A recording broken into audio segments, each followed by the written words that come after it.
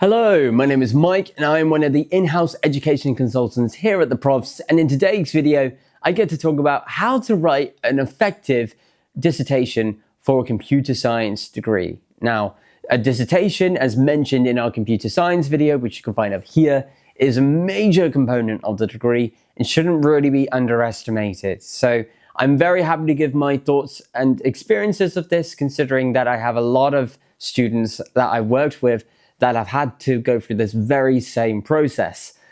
As for my first tip with these, and I can give so many tips for creating a dissertation, but the most important thing that you've got to work out very early on is what you're doing your dissertation about.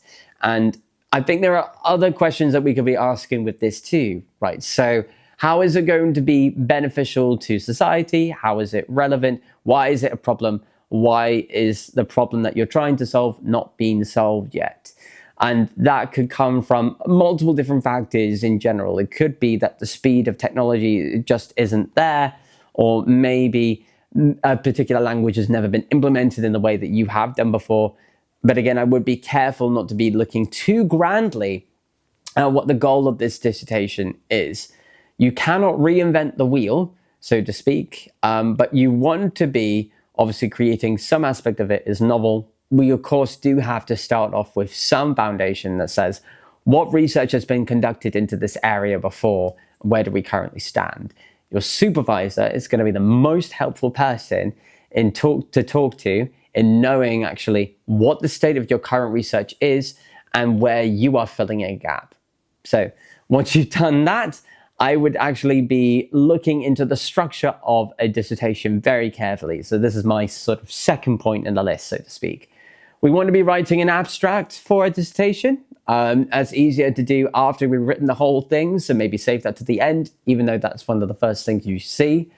So the same thing can be said with an introduction in that regard. Again, something that is early on in the whole application process, introduces the structure of what you're doing, in opposed to an abstract which says in a few sentences what the whole thing is about. You want a very technical literature review. So you want your literature review to be described in a way that you feel like you understand what you've read.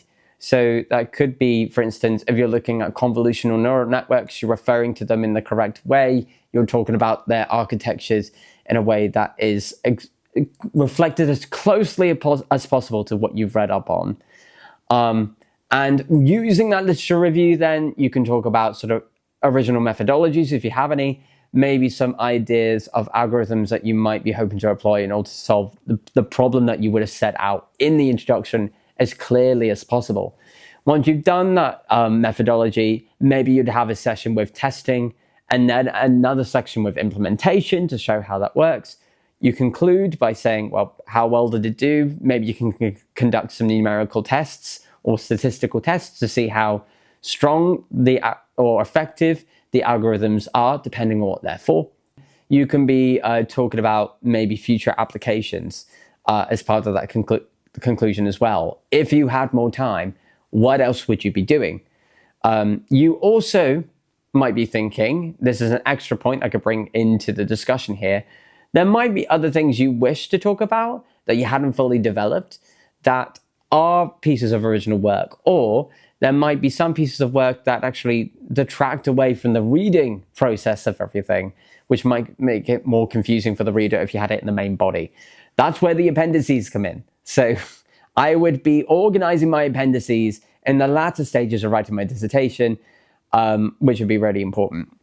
My next top tip actually refers to the references. The referencing style in every subject is always slightly different from each other. So you want to be checking with your department how you should be referencing your texts and how many you should be using, how to incorporate it. You obviously don't want hundreds and hundreds, because it then gives the impression you've not read any of them. But if you have too few of them, maybe you've not looked too widely when it comes to your research topics. So you want to be able to strike a balance there. I would say the number of references really there depends on the number of words that is expected within your dissertation, and given that whilst it does vary on the university, you might be looking sometimes at as many as 10,000 or 15,000 words there. I wouldn't really be looking much more into about maybe 40 different references, but sometimes there are more. So it very much depends on the project. Just be careful not to run away with them too much, otherwise you lose sight of its relevance to what you've done. My next point is more to do with after you submitted that dissertation, you're going to have to defend it. So how are you going to be able to get that practice? Well, I would be getting friends to ask really, really difficult questions on your work. So I would be sending my dissertation over to other people. I would be doing this already in the writing process as well to actually make sure that it goes through more iterations of writing, similar to what we do with the personal statement, in the sense that better personal statements come with writing several different drafts through many different iterations. The same thing happens with the dissertation, but I would get a friend to read it, or a couple of them, and I would get them to ask me some very hard questions so that I can practice maybe the art of defending my work. And this is going to be very relevant to what you are going to have to do with your dissertation, where you have your supervisor ask you questions, as well as an external examiner asking you questions. In some cases, they get 3 people on the panel asking you questions. But just bear in mind what the structure is going to be with your university. So it's really important you get that practice in so that you can be prepared for somewhat worrying or scary circumstances. But my final tip of doing well with this overall sort of aspect of your degree is, once you've written your dissertation, you want to be reading it inside and out like a hawk. And I don't think your investigations end there, really. If you want to get the top grades with your dissertation, you might be looking into things even further, maybe even create a PowerPoint presentation looking into how you might summarize your findings and how you might summarize your work. But I would be thinking, if I wasn't fully complete with maybe this particular aspect of my dissertation, I would still be continuing with it. I wouldn't necessarily have to write down as extensively my thoughts and understanding of the topic as much as I would do in a dissertation, but I would be sort of looking into it further if I feel there was more to say. I'd also be checking over my dissertation to see if there were major mistakes, and I wouldn't be doing that to make me feel bad, even though it's easier said than done. I'd be looking there just to see likely places I might just have to say, I realized when I was writing my dissertation, I did make a mistake. However, since then, and I have a sort of a description on this on my PowerPoint presentation, I looked into what would happen if I made a correction in my coding, and it actually led to, an increase maybe in sort of performance by a certain percentage. If you've shown that you've done the work there and you've shown you have some evidence of actually being critical of your own writing and your own work, then you can actually bag some more marks when it comes to defending your dissertation.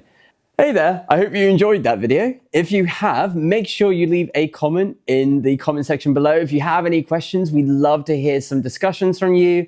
Otherwise, if you think that this video is going to be useful for your friends or family, please share it. If you've liked it, make sure you like and subscribe to our channel. And if you want to get in touch with a tutor like me or any one of our subject experts on this, then please have a look at the information on screen and make sure you get in contact. And as always, best of luck with your application.